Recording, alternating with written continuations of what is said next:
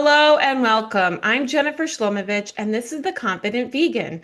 On this channel, you'll find insightful interviews with inspiring vegans, practical tips for plant-based living, and empowering conversations about what it really means to live in alignment with your values.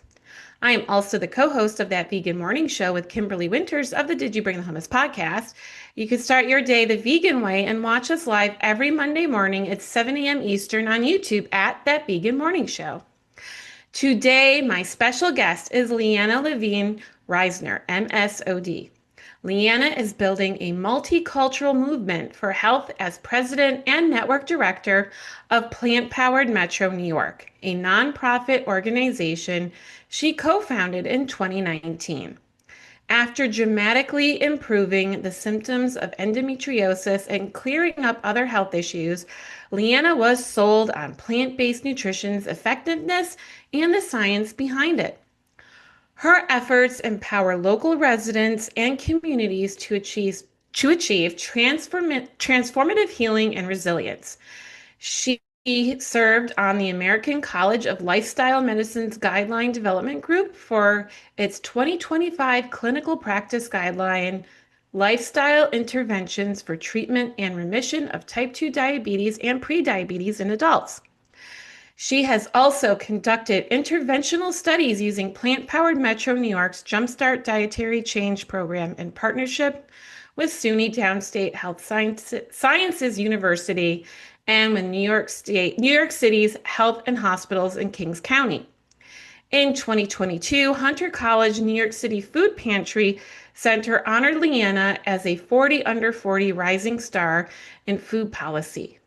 Lianna has a master's degree from Case Western Reserve University's Weatherhead School of Management in Positive Organization Development and Change, and she holds a certificate in plant-based nutrition from the Colin Campbell Center for Nutrition Studies. She lives with her husband and 3 children in Manhattan. Welcome, Lianna. Thank you. Great to be here, Jen. It's great to have you here. I am so excited to have this conversation with you. Plant Powered Metro New York is doing amazing work, and I'm so excited to share that with my audience and also share your journey as a vegan parent as well. So yeah, I'm really excited to have this conversation with you. Thank you. Yeah, let's dive in. I'm ready. Sounds good. Well, the first question I always ask my guests is, what is your vegan story? Yeah, thank you. Well, my story starts with my kids. As a parent, when you have the responsibility to be in charge of something that you weren't really trained to do, you sort of put up you scratch your head and you say, what am I doing here? And I had that Mhm. moment around food with my kids. And it was in parallel with my husband and I as we were like around the age of 30, like having that moment of like, are we getting older? Seems like we are. And so I went down a lot of paths to try to understand what do I feed my kids and how can I also feed myself so that I can get my best health? Because I was starting to feel sluggish. I was starting to have excess weight gain that I didn't really want to have on me. And when I went looking for nutritional answers, I got really confused because there's just a Mhm. thousand ideas out in the marketplace. And to come at it as a layperson who wants to like really understand what's scientifically sound, what's right for me, is it also right for my family members? And then this reckoning of like, well, why would this be good for me and not be good for you? Like, aren't we both human beings? Aren't we supposed to eat similar things like animals? They eat the same kind of thing if there Mhm. is, species by species. So it really took me about 18 months of digging before I found the field of plant-based nutrition. And that was the introduction for me to the world of veganism because I wanted to first figure out my health and then realize that when you adopt a healthy plant-based diet, you become an ex officio member of the vegan community. And I said to myself, we're eating vegan, I have to understand vegan issues more.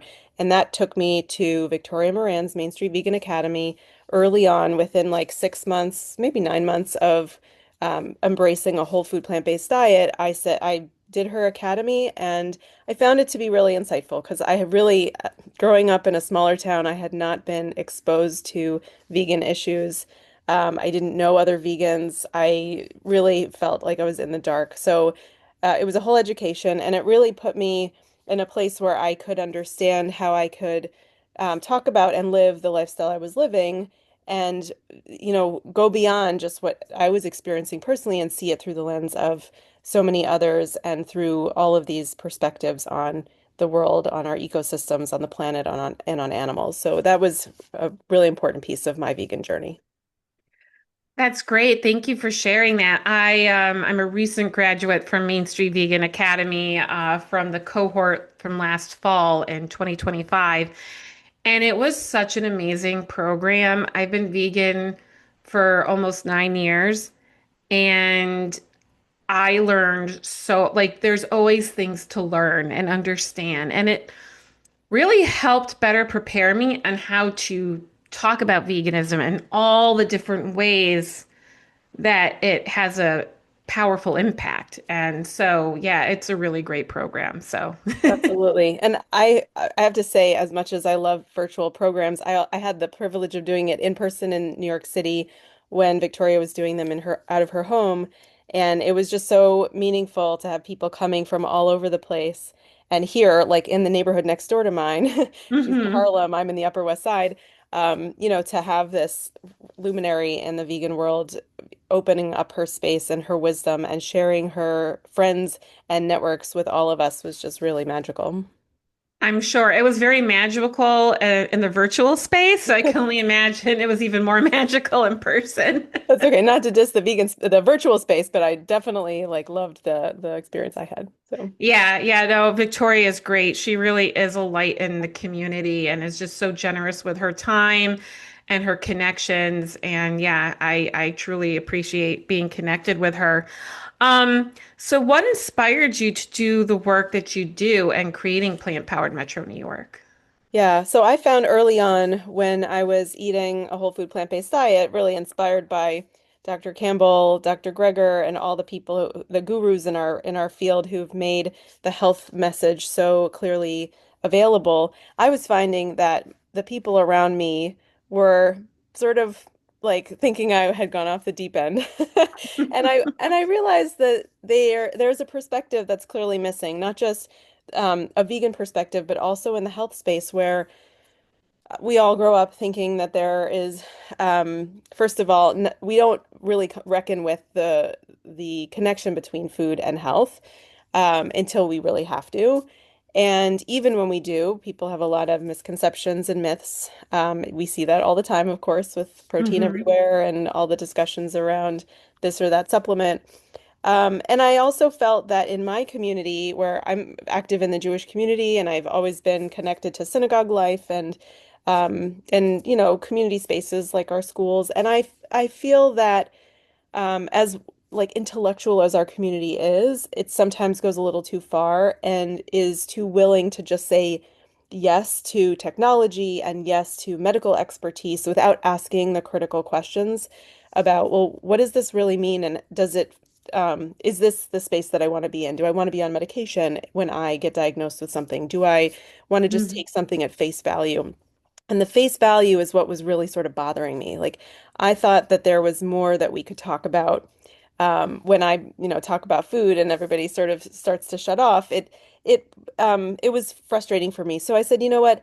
I know how powerful this is. I've met other people in the community in the New York area who have made changes and experienced the kind of health benefits that I have from many different disease perspectives.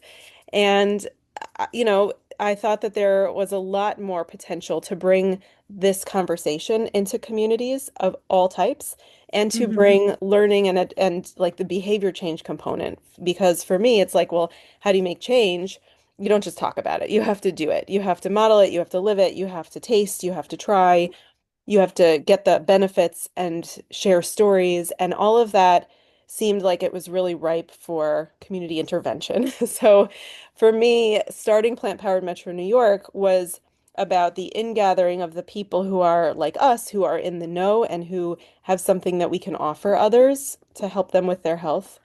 Um, and then to figure out how to be more strategic about how we roll out a community-wide strategy, because it might be one thing to organize an event for people who are already part of this community who just want to get together and share food with one another. But it's a whole other strategy when you're really trying to make the case for plant-based nutrition and to make the case in a way that people from many different backgrounds and many different sectors are willing to hear it. So the like early days of the work was really about like just talking to people, going out and having conversations and saying, well, if you care about health, do you want to talk about food? And if you want to talk about food, would you be open to talking about plants?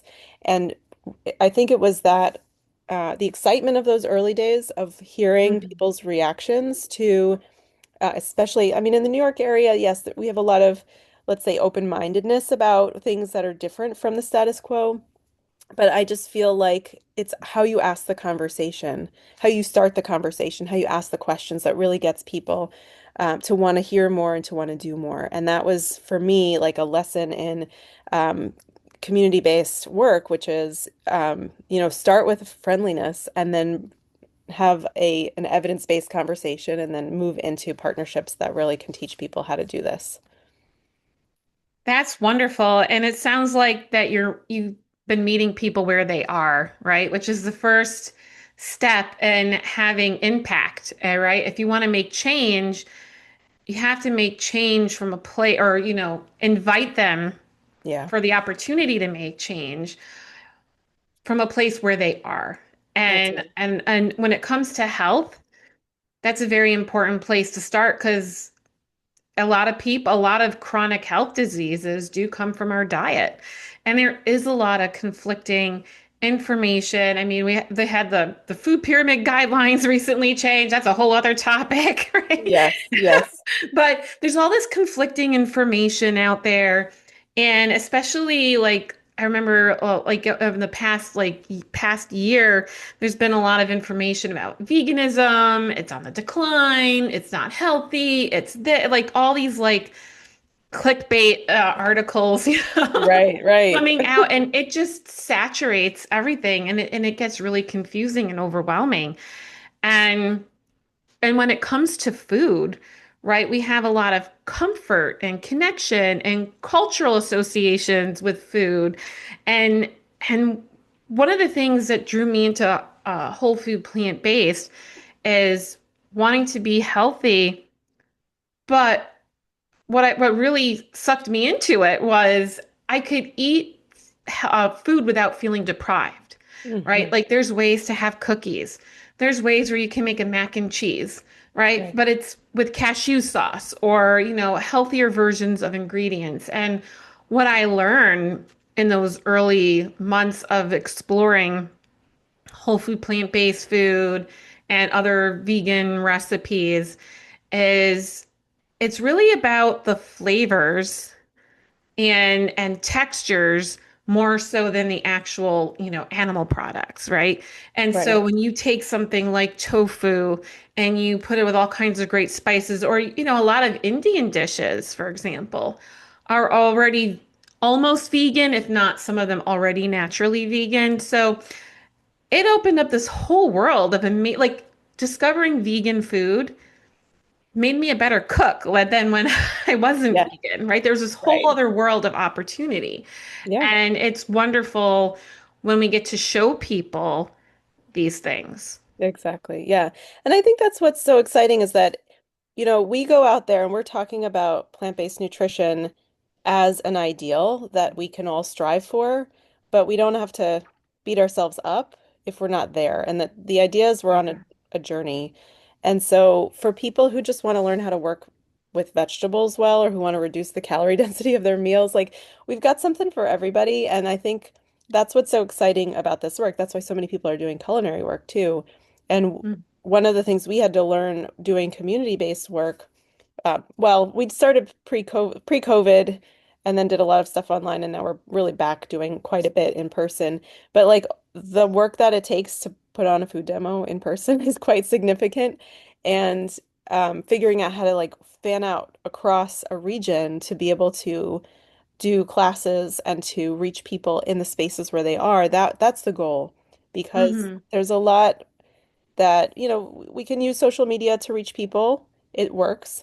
Um, we can also attract people to come to the spaces where we're in, but it's almost easier to go to the spaces where people already are, whether Yeah. it's their faith-based communities or their workplaces or the community centers that are around in different neighborhoods, or the medical centers where they go, and to find communities of people who want to just try something new, create community around this kind of Yeah. learning and tasting and behavior change. So I think that's what ends up being so exciting is the dynamism of the movement and how it can be manifested in so many diverse settings with so many different kinds of people. I love that. Yeah. I mean, good food brings people together, and when you make it fun and exciting, and I think people get curious too, like, Mhm. what? This is all made out of plants, right? That's right. So yeah, I think that's really wonderful. And what are some of the offerings from Plant-Powered Metro New York that help people in the community? Yeah. So we do pretty much everything. I mean, it starts with a lot of introductory presentations. We'll have people do more didactic stuff. We'll have cooking programs. Um, and ultimately, like a few times a year, we run our Jumpstart programs, which you mentioned in the bio, which is our version of a challenge program where you can come in virtually for a month and get a lot of support learning about how do you eat a whole food plant-based diet. There are live cooking demos, there's peer mentorship. And so we've trained people from our community who are already living this lifestyle to support their peers. And that's been a beautiful aspect of the program. So the jump starts are for us, it's like they're anchoring moments of the calendar. And a lot of our other activities are sort of swirling around and helping people to build readiness so that they can really go deep and try on a whole food plant-based lifestyle for the duration of the month and come out on the other end, as you know, feeling so much better and knowing how to do it. And I think that's the biggest thing. It's like we can go out, we can do hundreds of food demos, we can be at health fairs, but the thing that really helps people make change is when they just figure out how to get over the transition process.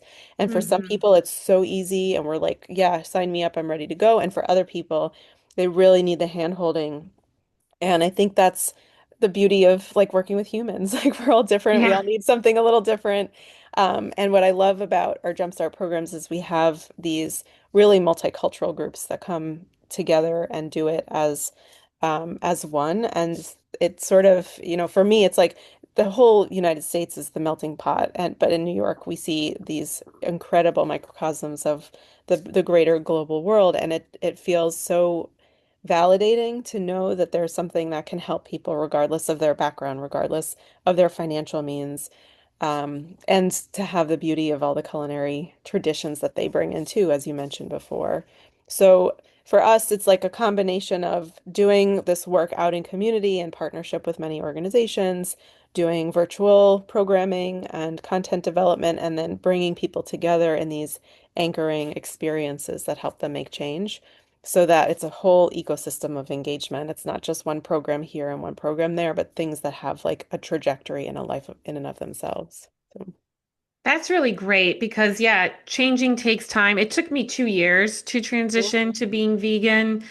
And I knew my family wouldn't want to be vegan. And it started with me for the health reasons. And then there was this yearning to want to commit to it for ethical reasons. And Mhm. being the only person in my family going on this journey, it took me a couple years to kind of work through all of that. Yeah, And community is so helpful. And I love how you are providing space in different ways to support people wherever they are on the journey, because that's so important to maintain that connection and support when people do a big change like that. absolutely. And it's true. It's like success looks different for different people. We always talk when folks come into the Jumpstart, like, what are your goals? Some people come in and they're like, I got to get my health in order. And other people are like, I just want to eat more vegetables. And that means that their experience is different and their health outcomes are going to be different at the end of the program. Yeah. But they're all moving in the right direction. Yeah. There's no wrong way. And then, we'll see people come back, just like with you. It like, took you 2 years. There are some people who do the program a few times, Hmm. because they need that sort of extra boost and to know that they have a space where they can be with like-minded people and not beat themselves up and Yeah. move themselves farther on the path. That's really wonderful. I wanted to switch gears because you're a parent and a vegan parent, and that can come up with, I'm sure, all kinds of questions and comments. Yeah. What For has better, your for worse. experience? What's that? For better, for worse. Yeah. Yeah, sure. What So, has your experience been as a vegan parent? yeah. You know, in one way it's very validating and like important because I feel so purposeful in passing certain values to my kids and in passing certain levels of discernment to my kids too, to be able to critically analyze food and health. I feel like it's a lesson that they just don't get anywhere else. And so the fact that I can do that is important. Um, but it's certainly, we can talk about all the challenges and for my kids because we did this early on in their lives. It was not such a big deal to transition them into this lifestyle. My oldest was, I believe, 6 or 7. And my little one was like 6 months old by the time I like took eggs and dairy out of the house. Hmm. So she got exposed to those foods to be sure she wasn't allergic to them, and then we were like done.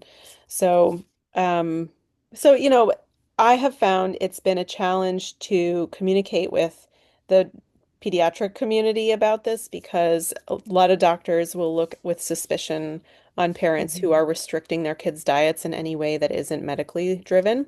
And that means that I have to show up at the doctor's office very confident even when there are times when maybe I don't feel so confident.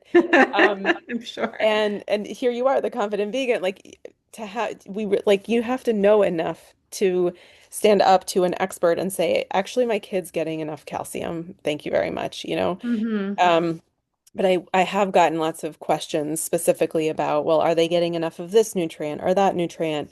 My kids grow more slowly than other kids because they're eating a less calorie dense diet, but they're still growing and they're following, they're doing what they're supposed to do and they're healthy and their brains function fine and they're physically active. Like, so, it's sort of like making the case that, yeah, this is safe. And to see just how it occurs within each of their bodies, it's something that isn't as well documented in the medical literature. So that's been one piece of the challenge. And of course, family members wondering if we're doing good by our kids too, Yeah. asking lots of questions, showing concern, and just having to stand up and say, look, this is okay. People have done this throughout the ages, and Hmm. your grandchildren or your nephews or whatever, they're going to be fine. But I think now that my kids are getting older, my oldest is 15, my middle one is 12, and my youngest is 9. There's certainly more negotiation around, well, can we have this and can we have that? And it's a little different when it's not just vegan, but it's also whole food plant-based, where we're looking at I think everybody's pretty fine, like not eating animal foods, but when you put something that's vegan but processed in front of them, they definitely want it. Like there's no question about it. My daughter, who's in high school, she's like, it's so awkward when I'm sitting and eating my lunch or my snacks with my friends, and they just open a bag and they pop it out and they eat it, and I'm opening some like a container that has something very different from what they have in it. So she's like, why can't we have more packaged foods? And it's like, well, you know why. Um, Hmm. and and in a way, it's like helping her to feel okay with how we do it, like she always has. She is fine when she's not like when it's not in her face. But to realize that there's a reason. And I think Hmm. that's a piece of parenting, whether it's vegan or in the whole food paradigm, which is making sure your kids know why you're doing it and making sure that Yeah. they feel that they have enough strength around how they are and why it needs to be different from others around them, but to give them certain autonomy when they can. Like my daughter has her own teen debit card. She's gonna get whatever she gets. And when she buys those potato chips and she comes home and she says, I have too much acne. And I said, well, let's talk about processed food for a minute. It gives her some kind of feedback that we can discuss.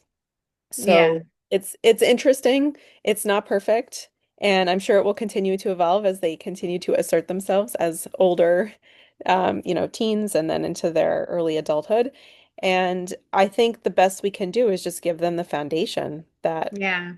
again, it's the values and it's the practices. Like they know how we shop, they know how we prepare food.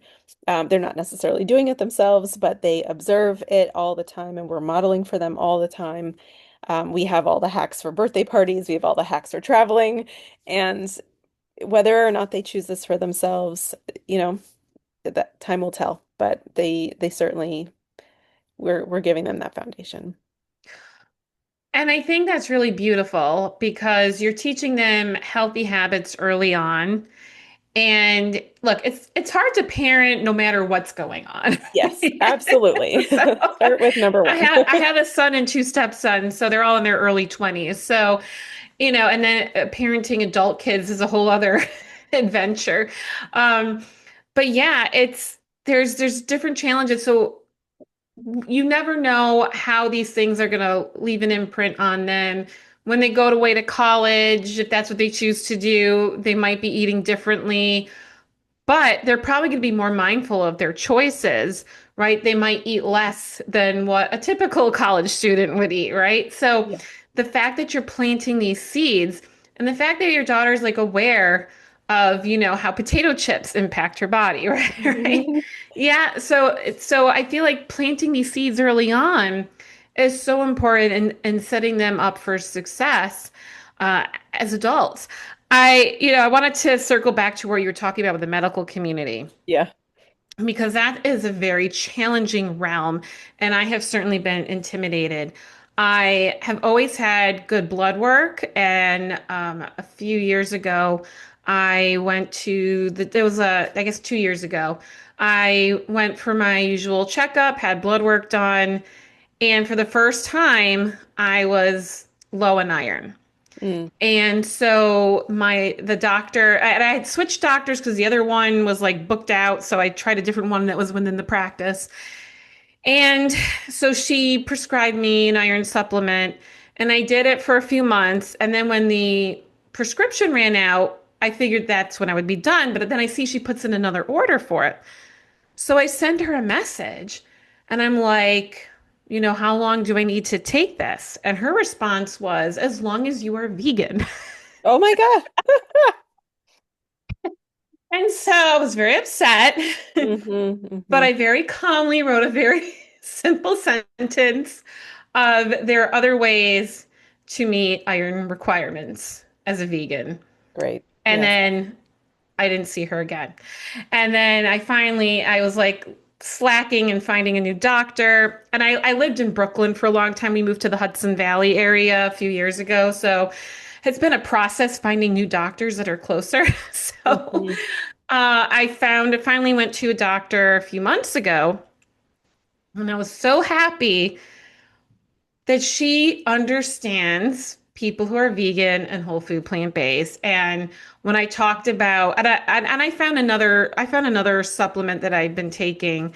And anyway, she was just very she was like I told her about what the other doctor was saying. She's like, "Well, there's other ways to get iron. You can eat more greens." Like she was like spewing out all these like different, facts about, and it showed me that she really understood nutrition from the whole food perspective. And she mentioned having other vegan patients. And so it can feel so stressful Hmm. when you have doctors who are not educated in this. And again, look at all the confusing information that's out there. It also depends when these doctors went to school. Right. Exactly. So there's a lot of different factors, but what you were saying, yeah, you have to go in there confident, and sometimes you don't feel very confident, but knowing the information that you know, and I started whenever people start questioning me on nutrition, I just direct them to nutritionfacts.org now because I Hmm. feel like, you know what?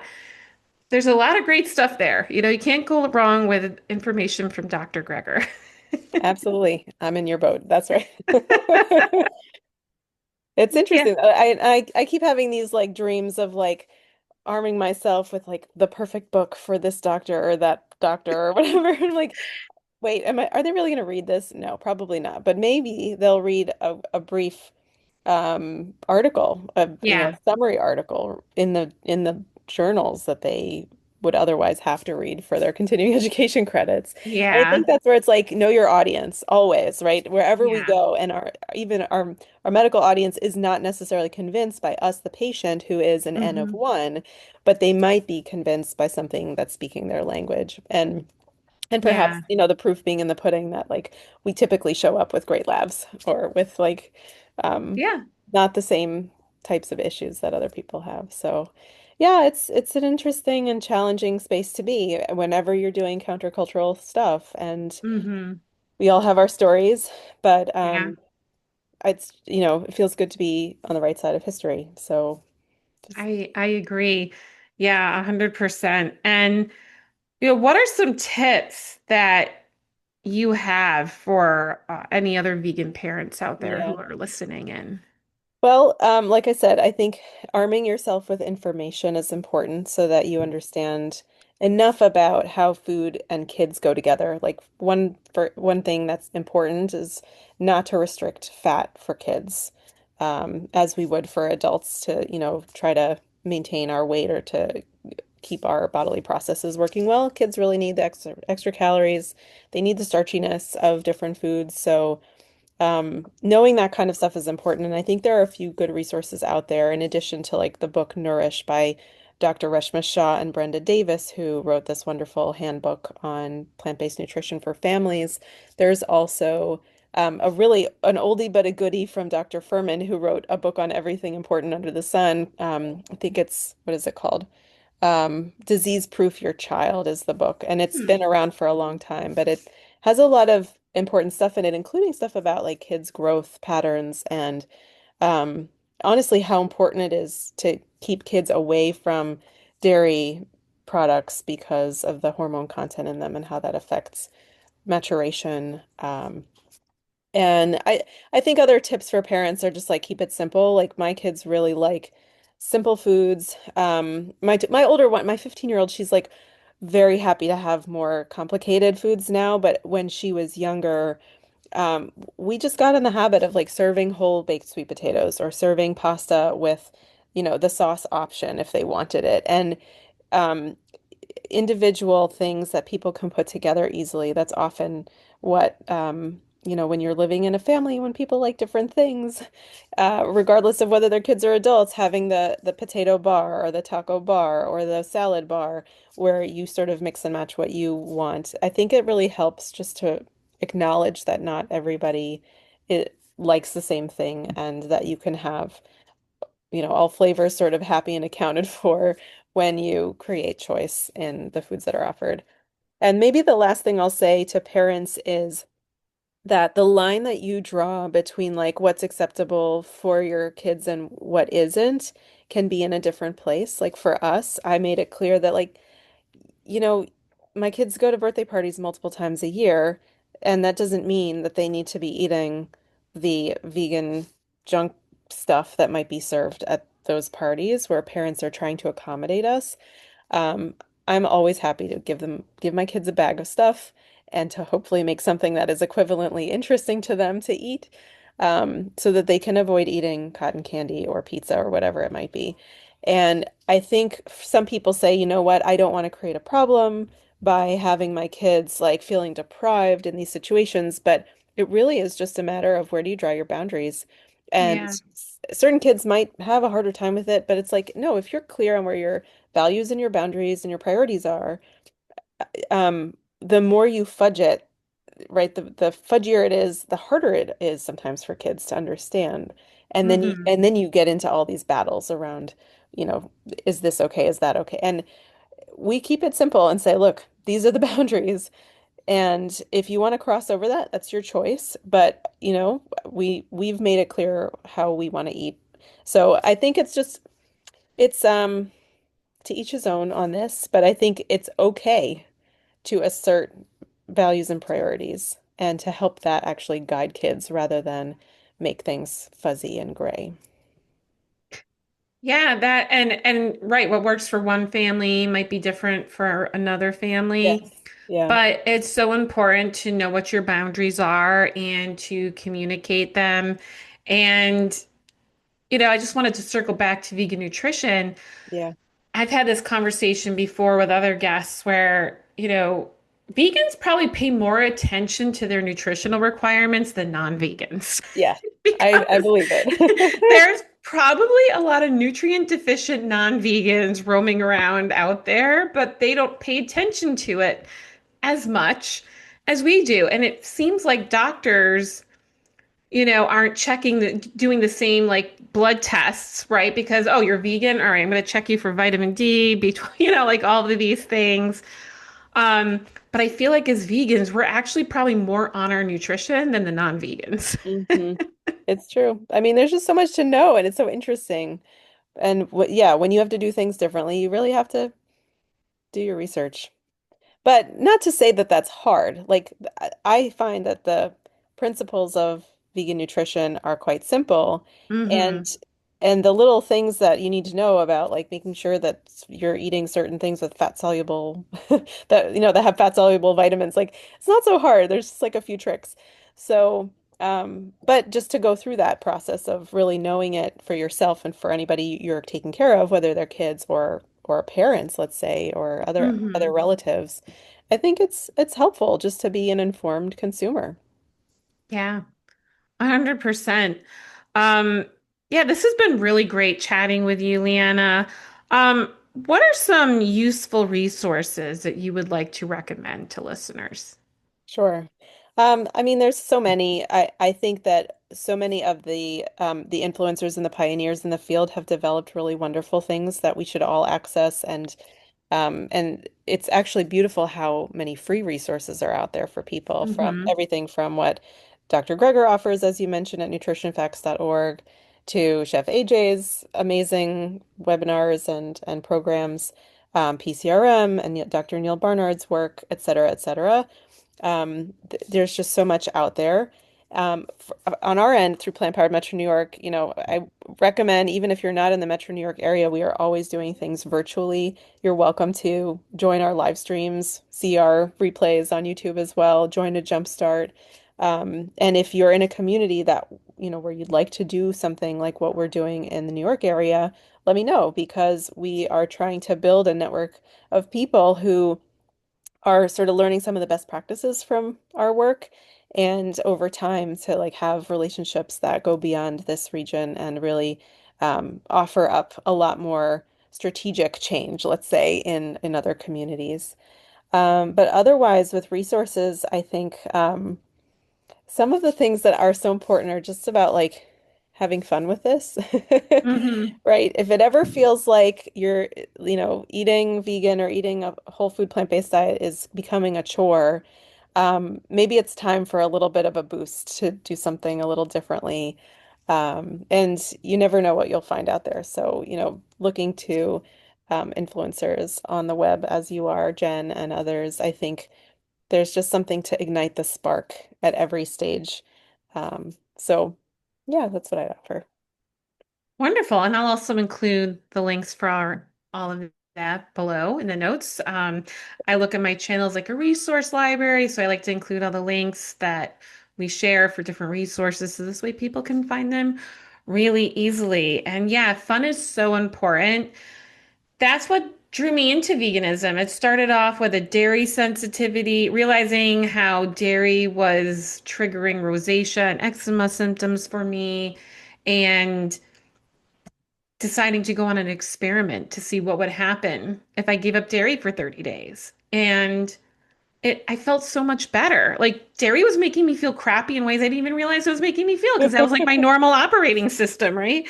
Yeah. And during that 30-day experiment, I was looking up dairy-free recipes, and all these vegan recipes were coming up, and forks over knives popped up, and that's where I discovered whole food plant-based, and um, just going on this journey. And when I had dairy again after that 30 days, I think I had frozen yogurt or something like that, and I instantly felt how I really instantly felt like this impact in my body. My skin started itching, and I Mm, just felt this like sensation that just didn't feel great.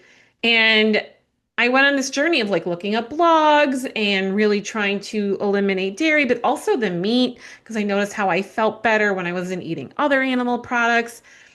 And it was about having fun for a bit, just exploring and trying to. I love cook. I'm a cookbook junkie anyway, so I remember getting a cookbook, couple cookbooks, and finding people to follow, and it started off as fun, and then the actual change of how to make this work in a family that wasn't going to want to change with me. I mhm. had to figure out how to make it work, and everyone's needs are different, and every family's needs are different, and your boundaries will change too. That's right. And so my boundaries have changed throughout time. In the beginning, our kids were younger, so I would cook non-vegan food. And then when we became empty nesters, I told my husband that if he wanted non-vegan food, he could cook it. And and that's, and I like to share these stories with my viewers because it sets that example. It shows what's possible, that if you live in a family that's doing things differently from the way you want to do, especially when it comes to how you eat and also like other types of products that you use as a vegan. Um, your boundaries are going to change over time, especially when you're first entering that transition. And so it's so important to have organizations like Plant Powered Metro New York out there helping people, showing them what's possible and providing that support wherever they are on that journey. Thank you. Yeah, absolutely. And it's so true. It's like everybody's got something that, can anchor you to the change process. For Hmm. you, it was the recognition that dairy was a driver in your disease. And that was similar to mine with endometriosis. Um, having a hormonal condition and then realizing food and hormones go together. Who knew? Yeah. It's just like, so, if the light bulb is on because of animal welfare or because of climate change or because of heart disease, it doesn't really matter what it is. Follow that path and be in it to win it. And I Hmm. think just the idea that we are, as vegans, as people who choose a healthy lifestyle, we can be a light to others, and Yeah. to do so humbly, to do that with grace, and to do it with that fun spark as well. I think that's what the world needs from us, and it's so important that we share this with others. Absolutely. Well, Leanna, it was so wonderful having you here. What's the best way for people to connect with you? That's great. Yeah, you can reach me through Plant Powered Metro New York. Our website Okay. is plantpoweredmetrony.org. You can find my information there, and happy to connect with anybody who'd like to speak. Okay, great. And I'll also put the link in the notes below the video so you can find it really easily. All right, Leanna. Well, thanks again for stopping by. It was great having this conversation with you. And thanks everyone for tuning in. I'll see you real soon. Bye for now.